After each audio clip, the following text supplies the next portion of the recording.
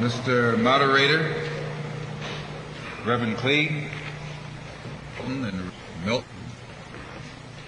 brothers and sisters, and friends, and I see some enemies.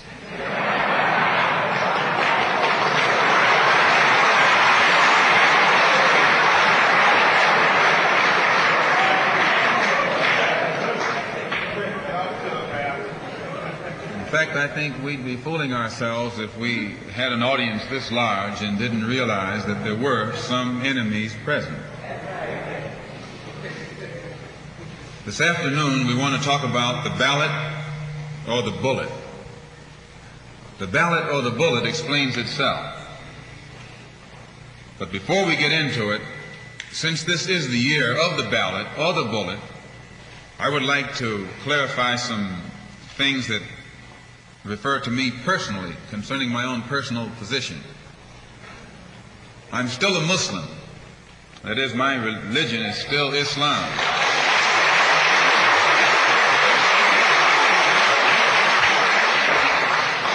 My religion is still Islam.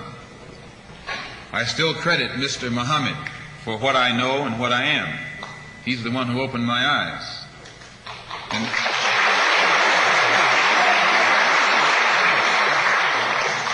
at present, I'm the minister of the newly founded Muslim Mosque Incorporated, which has its offices in the Teresa Hotel right in the heart of Harlem. That's the Black Belt in New York City.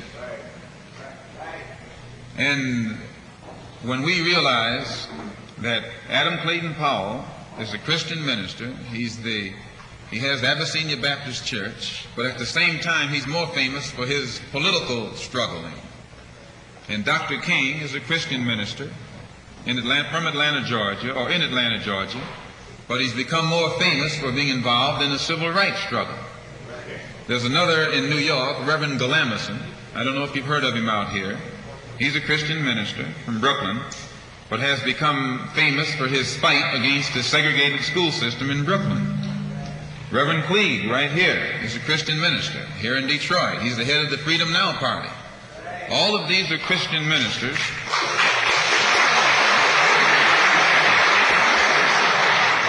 All of these are Christian ministers, but they don't come to us as Christian ministers. They come to us as fighters in some other category. I'm a Muslim minister. The same as they are Christian ministers, I'm a Muslim minister. And I don't believe in fighting today in any one front, but on all fronts.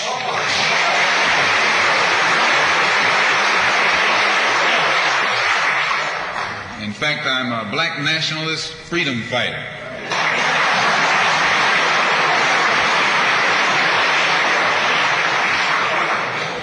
Islam is my religion, but I believe my religion is my personal business.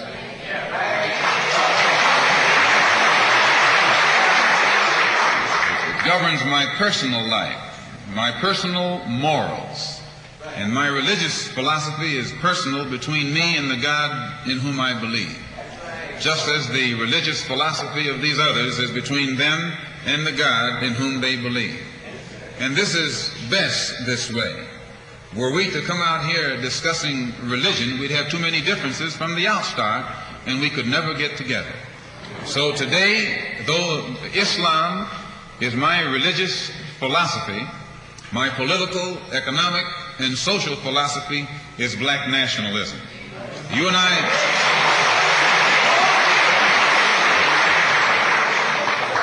As I say, if we bring up religion, we'll have differences, we'll have arguments, we'll never be able to get together. But if we keep our religion at home, keep our religion in the closet, keep our religion between ourselves and our God, but when we come out here, we have a fight that's common to all of us against an enemy who is common to all of us.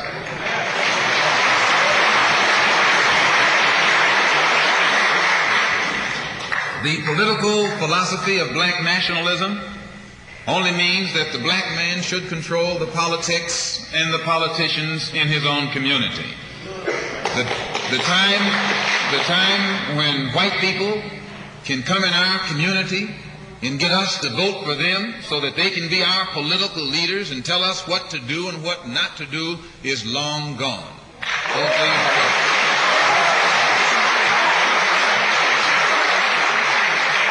By the same token, the time when that same white man, knowing that your eyes are too far open, can send another Negro into the community, get you and me to support him so he can use him to lead us astray, those days are long gone.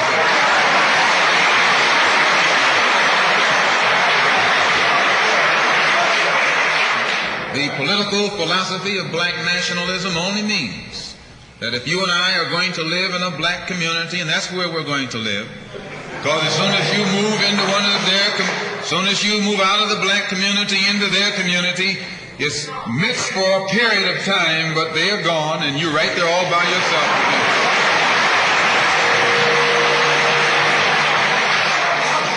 We must understand the politics of our community, and we must know what politics is supposed to produce.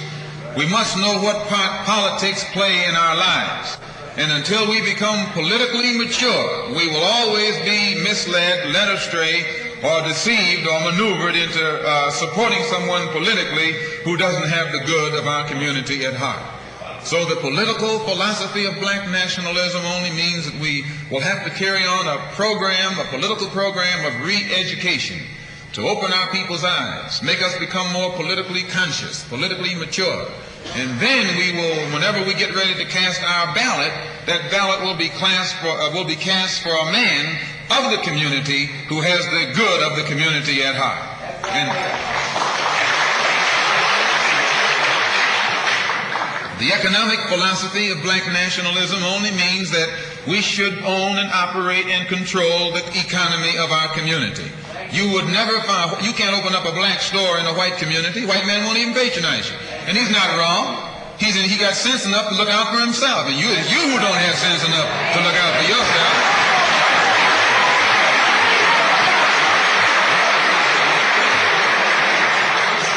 The white man is too intelligent to let someone else come and gain control of the economy of his community. But you will let anybody come in and control the economy of your community, control the housing, control the education, control the jobs, control the businesses under the pretext that you want to integrate. No, you're out of your mind.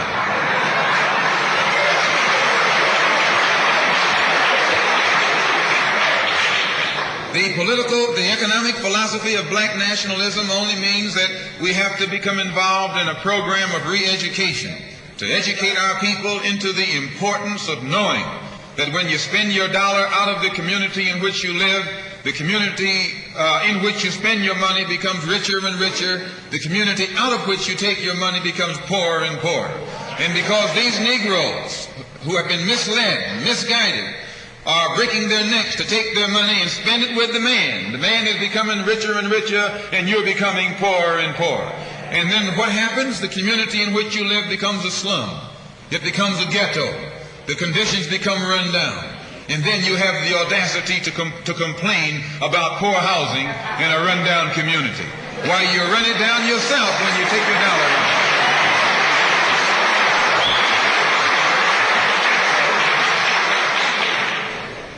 And you and I are in a double trap, because not only do we lose by taking our money someplace else and spending it, when we try and spend it in our own community, we're trapped because we haven't had sense enough to set up stores and control the businesses of our community. The man who's controlling the stores in our community is a man who doesn't look like we do. He's a man who doesn't even live in the community. So you and I, even when we try and spend our money in the block where we live or the area where we live, we're spending it with a man who, when the sun goes down, takes that basket full of money in another part of the town.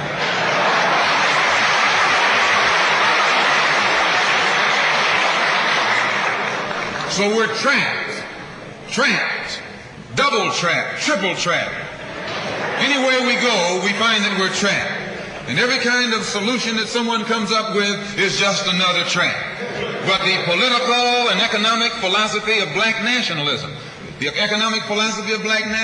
shows our people the importance of setting up these little stores and developing them and expanding them into larger operations.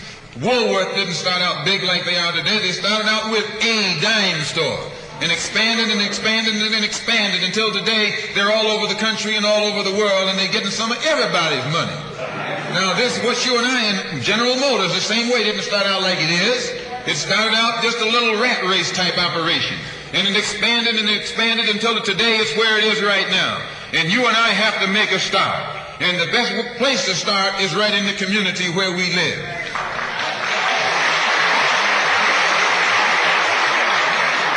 So our people not only have to be re-educated to the importance of supporting black business, but the black man himself has to be made aware of the importance of going into business.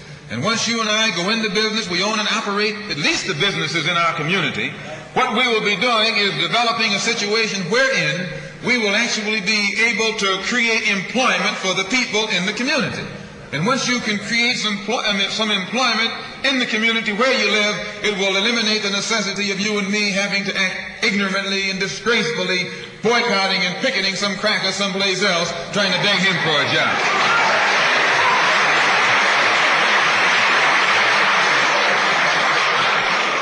Anytime you have to rely upon your enemy for a job, you're in bad shape.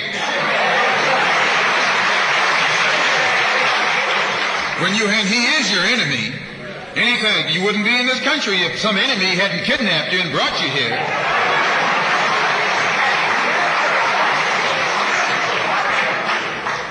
On the other hand, some of you think you came here on the Mayflower.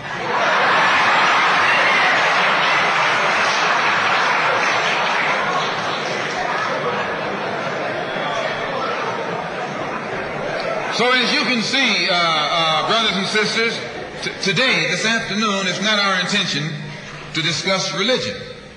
We're going to forget religion. If we bring up religion, we'll be in an argument.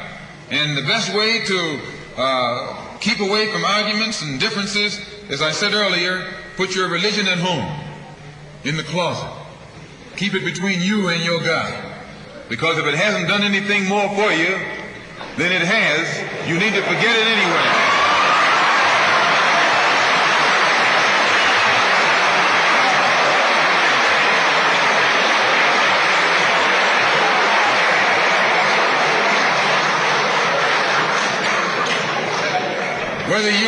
Whether you are a Christian or a Muslim or a nationalist, we all have the same problem.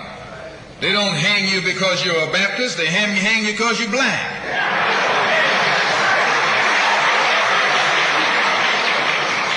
They don't attack me because I'm a Muslim, they attack me because I'm black. They attack all of us for the same reason. All of us catch hell from the same enemy. We're all in the same bag, in the same boat. We suffer political oppression, economic exploitation, and social degradation. All of them from the same enemy. The government has failed us. You can't deny that. Anytime you live in the 20th century, 1964, and you walking around here singing, "We shall overcome," the government has failed us.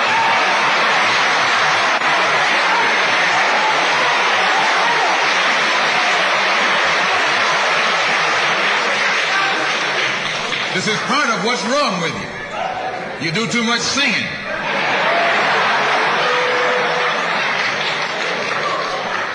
Today it's time to stop singing and start swinging.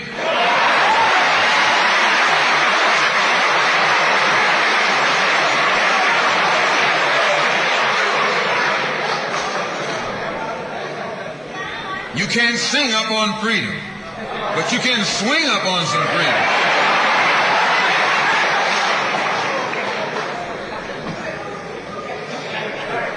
Cassius Clay can sing, but singing didn't help him to become the heavyweight champion of the world. Swinging helped him become the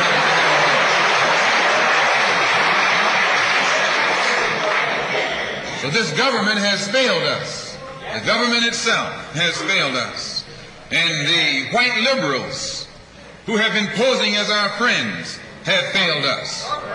And once we see that all these other sources to which we've turned have failed, we stop turning to them and turn to ourselves. We need a self-help program, a do-it-yourself philosophy, a do-it-right-now philosophy. It's already too late philosophy. This is what you and I need to get with. And the only way we're going to solve our problem is with a self-help program. Before we can get a self-help program started, we have to have a self-help philosophy. Black nationalism is a self-help philosophy. What's so good about it, you can stay right in the church where you are and still take black nationalism as your philosophy. You can stay in any kind of civic organization that you belong to and still take black nationalism as your philosophy. You can be an atheist and still take black nationalism as your philosophy. This is a philosophy that eliminates the necessity for division and argument. Because if you're black, you should be thinking black. And if you're black and you're not thinking black at this late date, well, I'm sorry for you.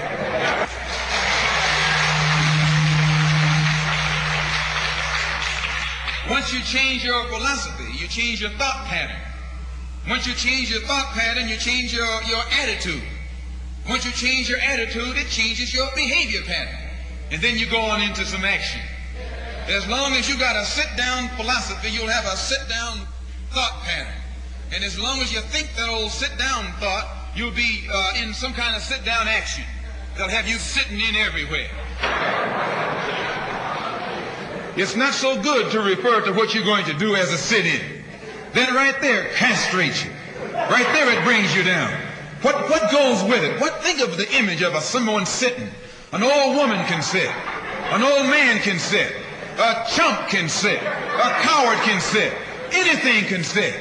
Well, you and I have been sitting long enough, and it's time today for us to start doing some standing and some fighting to back that up.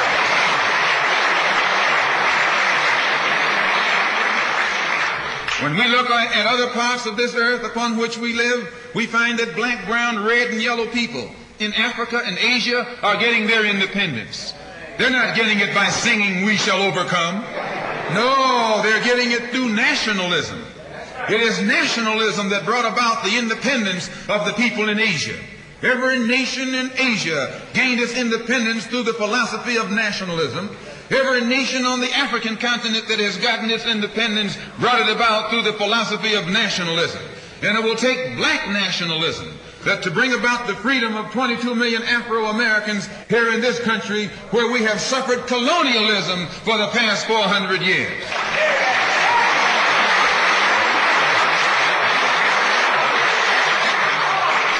America is just as much a colonial power as England ever was. America is just as much a colonial power as France ever was. In fact, America is more so a colonial power than they, because she's a hypocritical colonial power behind it.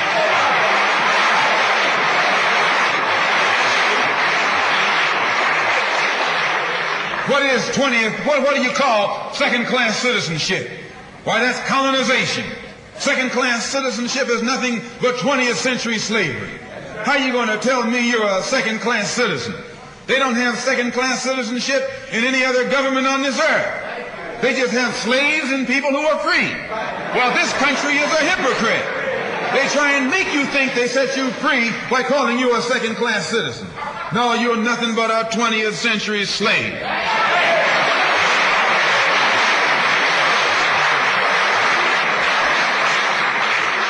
Just as it took nationalism to remove colonialism from Asia and Africa, it'll take black nationalism today to remove colonialism from the backs and the minds of 22 million Afro-Americans here in this country. And 1964 looks like it might be the year of the ballot or the bullet.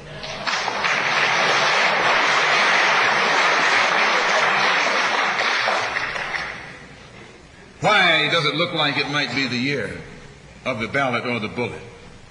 Because Negroes have listened to the trickery and the lies and the false promises of the white man now for too long. And they're fed up. They've become disenchanted. They've become disillusioned. They've become dissatisfied. And all of this has built up frustrations in the black community that makes the black community throughout America today more explosive than all of the atomic bombs the Russians can ever invent. Whenever you got a racial powder keg sitting in your lap, you're in more trouble than if you had an atomic powder keg sitting in your lap. When a racial powder keg goes off, it doesn't care who it knocks out the way. Understand this, it's dangerous. And in 1964, this seems to be the year. Because what can the white man use now to fool us? After he put down that march on Washington, and you see all through that now, he tricked you, had you marching down to Washington. Yes, had you marching back and forth between the feet of a dead man named Lincoln and another dead man named George Washington, singing "We Shall Overcome."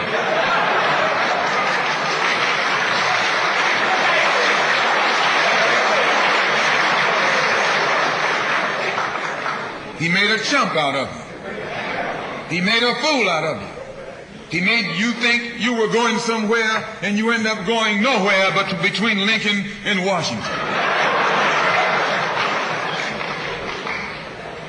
So today our people are disillusioned. They've become disenchanted. They've become dissatisfied. And in their frustrations, they want action.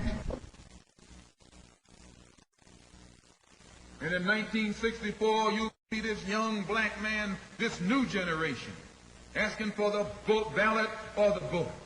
That old Uncle Tom action is outdated. The young generation don't want to hear anything about the odds are against us. What do we care about odds?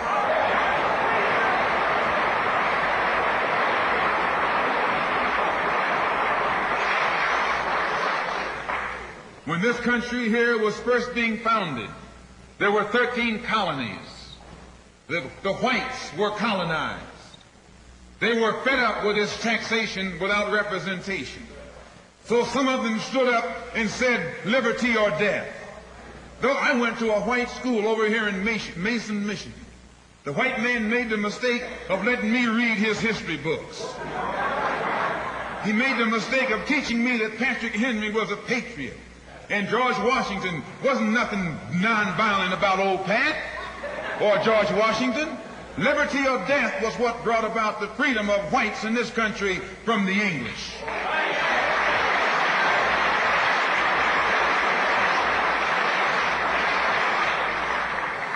They didn't care about the odds. Why, they faced the wrath of the entire British Empire. And in those days, they used to say that the British Empire was so vast and so powerful when the sun would never set on it. This is how big it was. Yet these 13 little scrawny states, tired of taxation without representation, tired of being exploited and oppressed and degraded, told that big British Empire, liberty or death.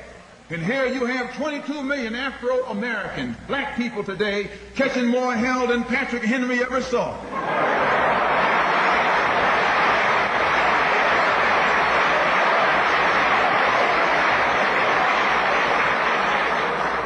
And I'm here to tell you, in case you don't know it, that you got a new generation of black people in this country who don't care anything whatsoever about odds.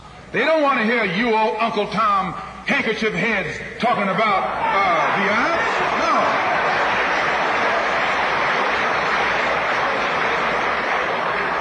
This is a new generation. If they're going to draft these young black men and send them over to Korea or South Vietnam to face 800 million Chinese,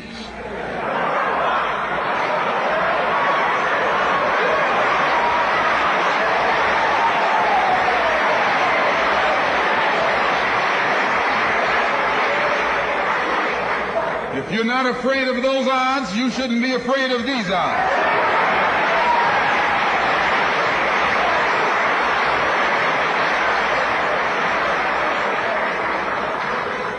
Why does this loom to be such an explosive political year? Because this is the year of politics. This is the year when all of the white politicians are going to come into the Negro community. You never see them until election time. You can't find them until election time. They're going to come in with false promises.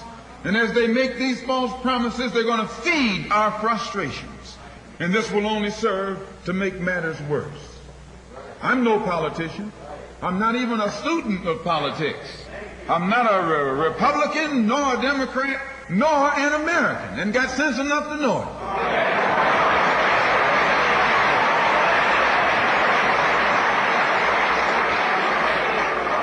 I'm one of the 22 million black victims of the Democrats.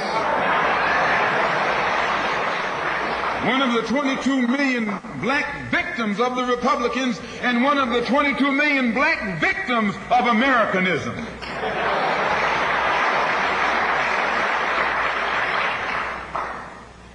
And when I speak, I don't speak as a Democrat or a Republican, nor an American. I speak as a victim of America's so-called democracy. You and I have never seen democracy. All we've seen is hypocrisy.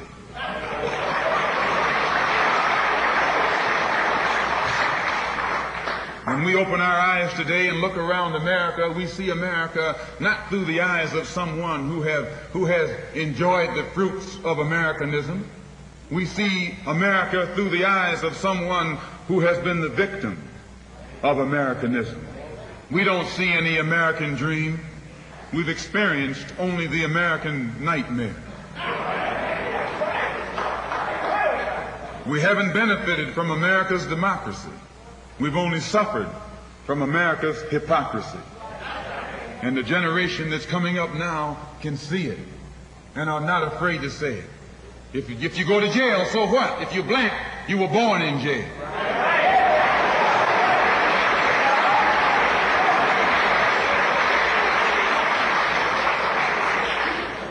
If you black, you were born in jail. In the North as well as the South. Stop talking about the South. Long as you south of the Canadian border, you're South.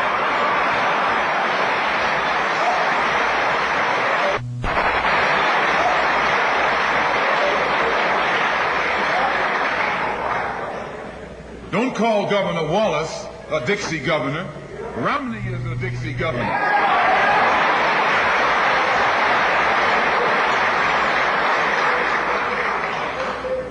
22 million black victims of Americanism are waking up, and they're gaining a new political consciousness, becoming politically mature.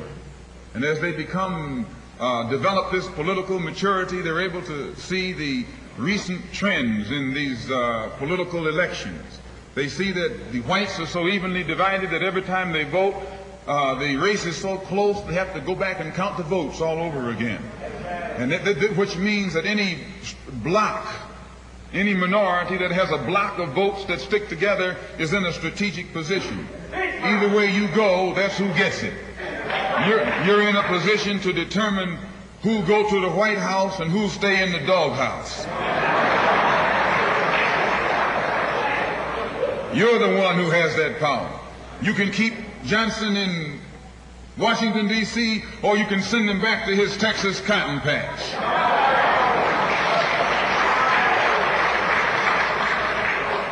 You're the one who sent Kennedy to Washington. You're the one who put the present Democratic administration in Washington, D.C. The whites were evenly divided. It was the fact that you threw 80% of your votes behind the Democrats that put the Democrats in the White House. When you see this, you can see that the Negro vote is the key factor. And despite the fact that you are in a position to be the determining factor, what do you get out of it? The Democrats have been in Washington, D.C. only because of the Negro vote. They've been down there 4 years. And all other legislation they wanted to bring up, they brought it up and gotten it out of the way, and now they bring up you. And now they bring up you. You put them first and they put you last. Because you're a chump.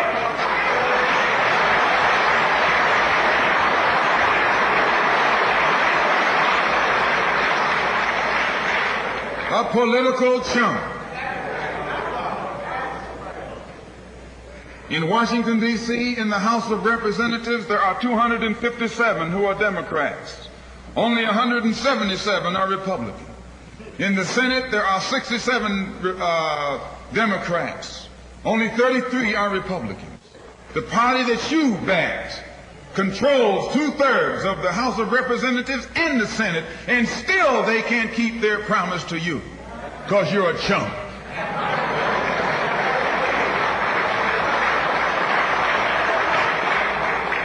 Anytime you throw your weight behind a political party that controls 2/3 of the government, and that party can't keep the promise that it made to you during election time, and you're dumb enough to walk around continuing to identify yourself with that party, you're not only a chump, but you're a traitor to your race.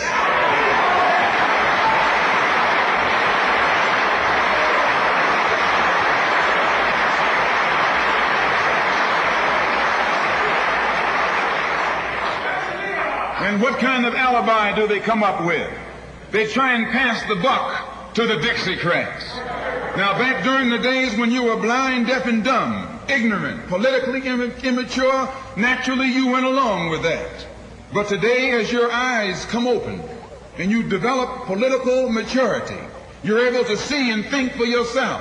And you can see that a Dixiecrat is nothing but a Democrat in disguise.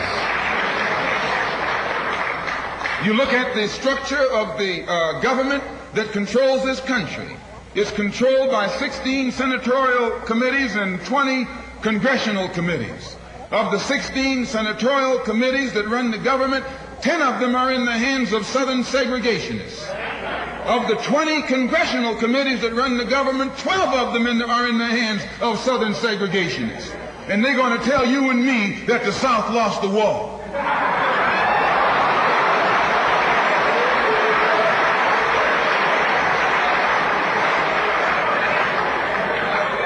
You today are in the hands of a government of segregationists, racists, white supremacists, who belong to the Democratic Party but disguise themselves as Dixiecrats. A Dixiecrat is nothing but a Democrat. Whoever runs the Democrats is also the father of the Dixiecrats, and the father of all of them is sitting in the White House.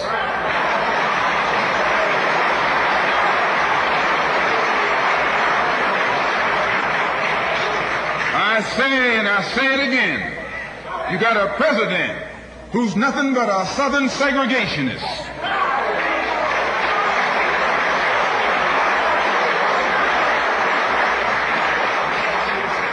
From the state of Texas. They'll lynch you in Texas as quick as they'll lynch you in Mississippi. Only in Texas they lynch you with a Texas accent. In Mississippi, they lynch you with a Mississippi accent. And the first thing the cracker does when he comes in power, he takes all the Negro leaders and invites them for coffee to show that he's all right. And those Uncle Toms can't pass up the coffee.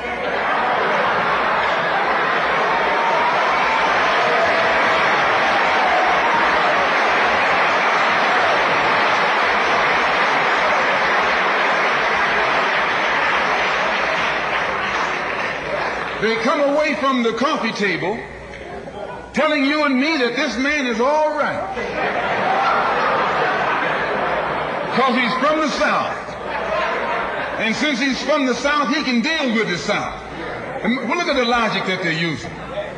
What about Eastland? He's from the South. Make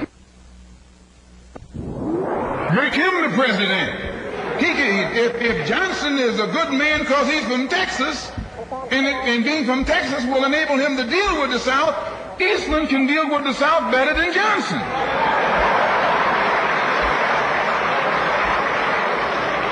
Oh, I say, you've been misled. You've been had. You've been took.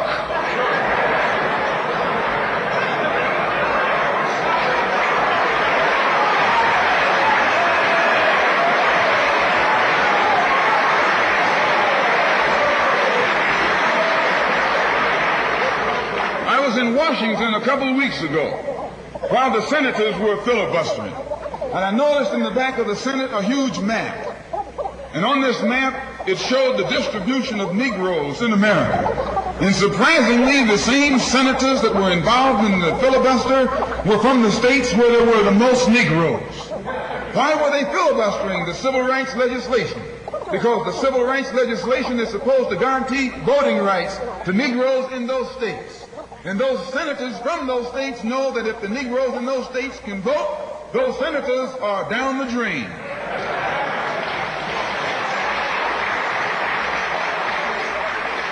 The representatives of those states go down the drain.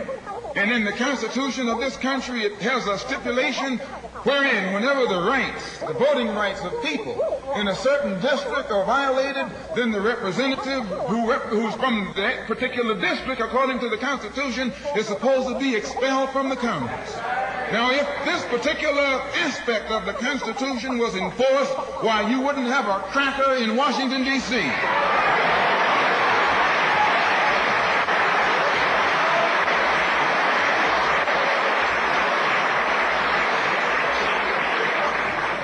But what would happen when you expel the Dixiecrat? You're expelling the Democrat. When you destroy the power of the Dixiecrat, you're destroying the power of the Democratic Party. So how in the world can the Democratic Party in the South actually side with you in sincerity when all of its power is based in the South? These Northern Democrats are in cahoots with the Southern Democrats.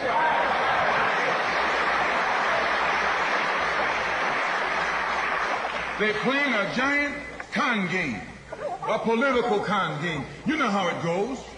One of them comes to you and make believe he's for you. And he's in cahoots with the other one that's not for you. Why? Because neither one of them is for you. But they got to make you go with one of them or the other. So this is a con game. And this is what they've been doing with you and me all these years. First thing Johnson got off the plane when he became president, he asked, "Where's Dickie?" You know who Dickie is? Dickie is old Southern cracker Richard Russell. Look here. Yes. Lyndon B. Johnson's best friend is the one who is ahead, who's heading the forces that are filibustering civil rights legislation. You tell me, how in the hell is he going to be Johnson's best friend?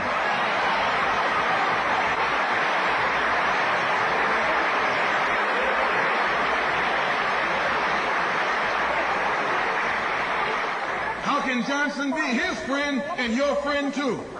No, that man is too tricky, especially if his friend is still old Dickie.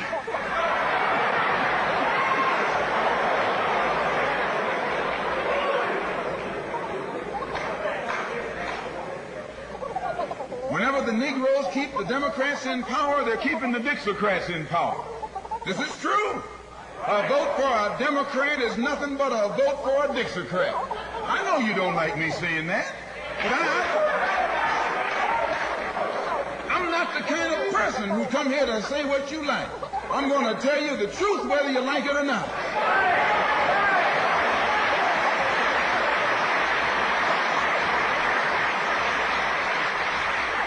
Up here in the North, you have the same thing. The Democratic Party don't do it. They don't do it that way. They got a thing that they call gerrymandering. They maneuver you out of power. Even though you can vote, they fix it so you're voting for nobody. They got you going and coming. In the South, they're outright political wolves. In the North, they're political foxes. A fox and a wolf are both canine. Both belong to the dog family.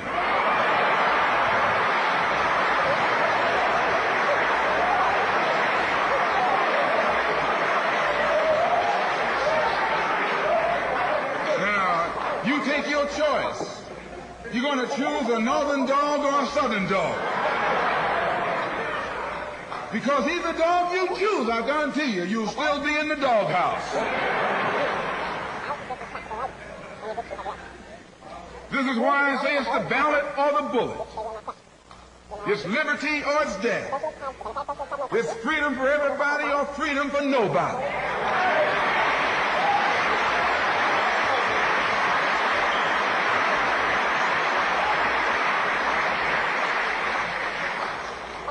America today finds herself in a unique situation. Historically, revolutions are bloody. Oh, yes, they are. They have never had a bloodless revolution or a nonviolent revolution. That don't happen even in Hollywood.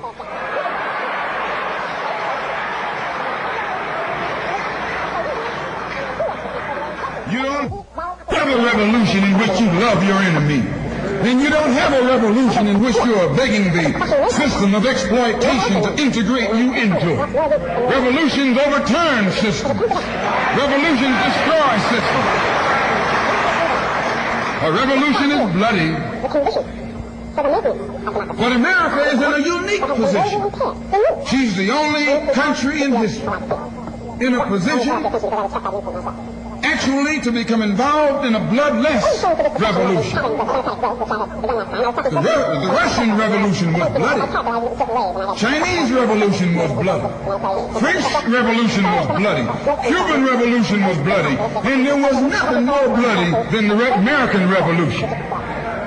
But today, this country can become involved in a revolution that won't take bloodshed. All she's got to do is give the black man in this country everything that's due. Everything.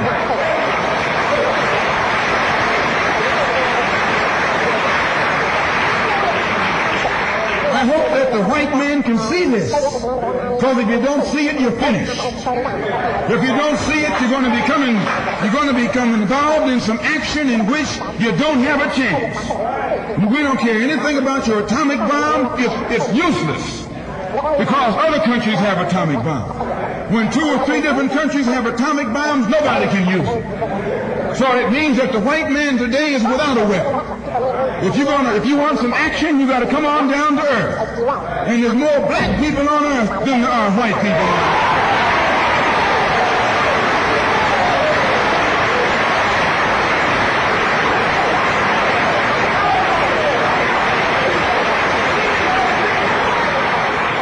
I only got a couple more minutes. The white man can never win another war on the ground. His days of war victory, his days of background victory are over. Can I prove it? Yes. Take all the action that's going on this earth right now that he's involved in. Tell me where he's winning. Nowhere. Why, some rice eaters ran him out of Korea. Yes, they ran him out of Korea.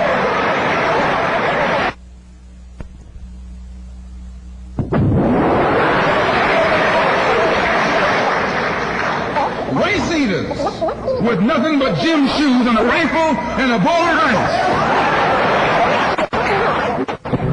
Took him and his tanks and his napalm and all that other action he's supposed to have and ran him across the Yalu. Why? Because the day that he can win on the ground is past.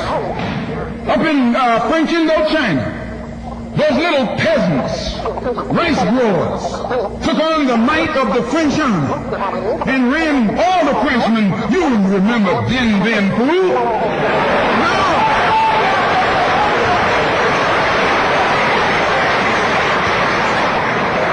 The same thing happened in Algeria, in Africa.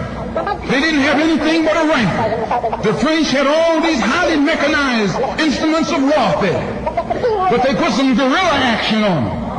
And a white man can't fight a guerrilla warfare. Guerrilla action takes heart, takes nerve, and he doesn't have that.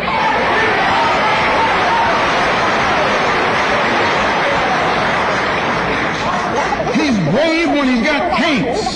He's brave when he's got planes. He's brave when he's got bombs. He's brave when he got a whole lot of company along with him. But you take that little man from Africa and Asia, turn him loose in the woods with a blade.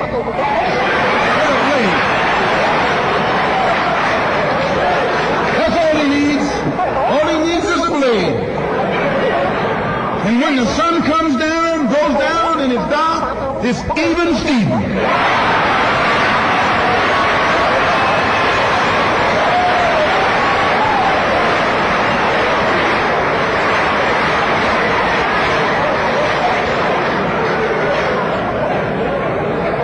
So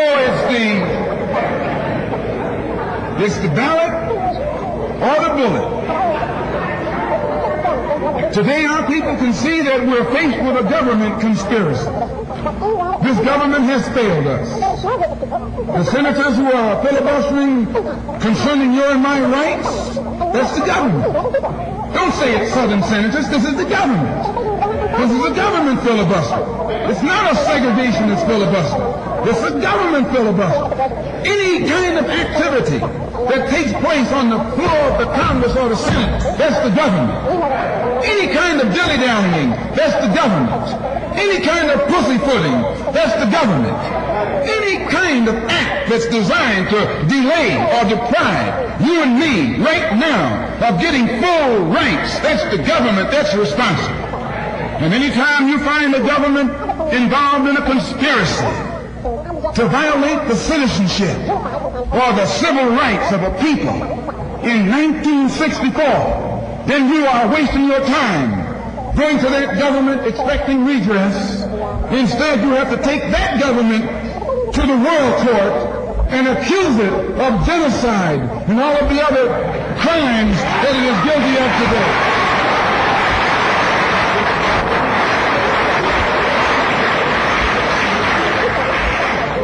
So those of us whose political and economic and social philosophy is black nationalism have become involved in the civil rights struggle.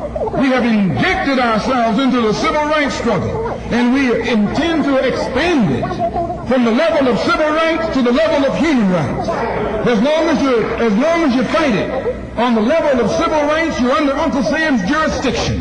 You're going to his court expecting him to correct the problem. He created the problem. He's the criminal. You don't take your case to the criminal, you take your criminal to court.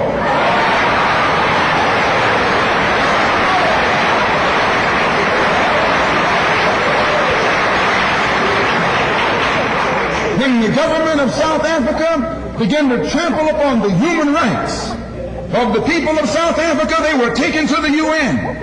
When the government of Portugal began to trample upon the rights of our brothers and sisters in Angola, it was taken before the UN. Why, even the white man took the Hungarian question to the UN, and just this week, Chief Justice Goldberg was crying over 3 million Jews in Russia about their human rights, charging Russia with violating the UN Charter because of its mistreatment of the human rights of Jews in Russia. Now you tell me, how can the plight of everybody on this earth reach the halls of the United Nations and you have 22 million Afro-Americans whose churches are being bombed, whose little girls are being murdered, whose leaders are being shot down in broad daylight? Now you tell me why the leaders of this struggle have never taken.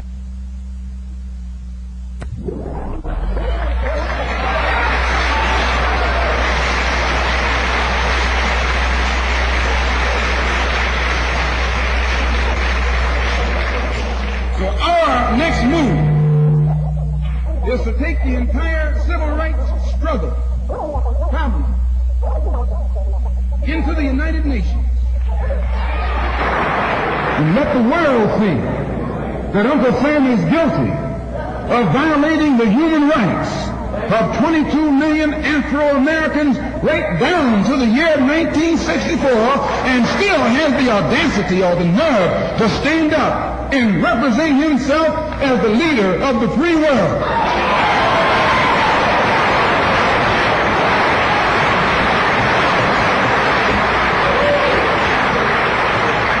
Not only is he a crook, he's a hypocrite.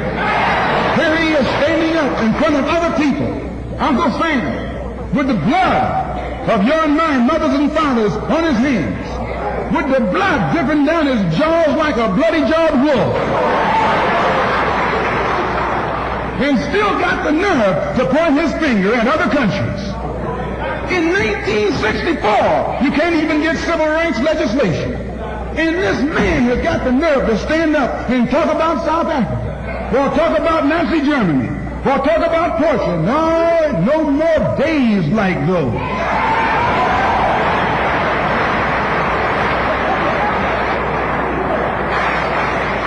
So I say in my conclusion, the only way we're going to solve it, we got to unite. We got to work together in unity and harmony. And black nationalism is the key. How are we going to overcome the tendency to be at each other's throats that always exists in our neighborhood. And the reason this tendency exists, the strategy of the white man has always been divide and conquer. He keeps us divided in order to conquer us. He tells you, I'm for separation and you for integration, and keep us fighting with each other. No, I'm not for separation and you're not for integration. What you and I are for is freedom.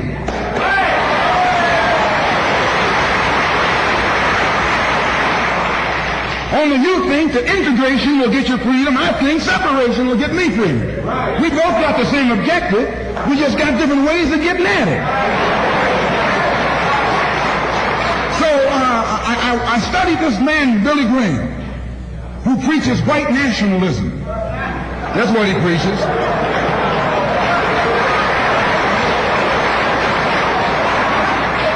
I say that's what he preaches. The whole church structure in this country is white nationalism. You go inside a white church, that's what they're preaching, white nationalism. They got Jesus white, Mary white, God white, everybody white. That's white nationalism.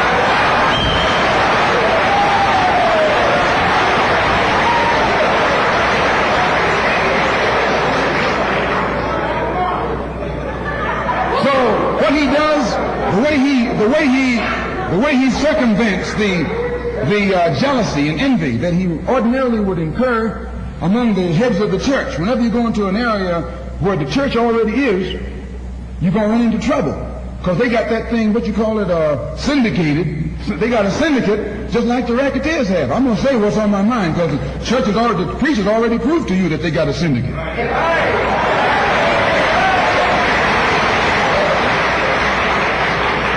And when you're out in the rackets, whenever you get in another man's territory, you know, they gang up on you. And that's the same way with you. You run into the same thing. So how Billy Graham gets around that, instead of going into somebody else's territory like he got to start a new church, he doesn't try and start a church. He just goes in preaching Christ. And he says everybody who believes in him, you go wherever you find him. So this helps all the churches, and so since it helps all the churches, they don't fight him. Well, we're going to do the same thing, only our gospel is black nationalism. His gospel is white nationalism. Our gospel is black nationalism. And the gospel of black nationalism, as I told you, means you should control the politics of your community, the economy of your community, and all of the society in which you live should be under your control. And once you feel that this philosophy will solve your problem, go join any church where that's preached. Don't join a church where white nationalism is preached. Now you can go to a Negro church and be exposed to white nationalism. Because when you walk in a Negro church and you see a white Jesus and a white Mary and some white angels, that Negro church is preaching white nationalism.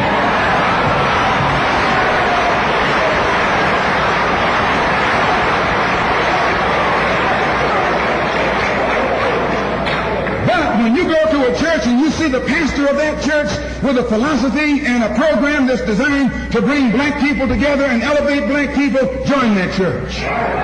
Join that church.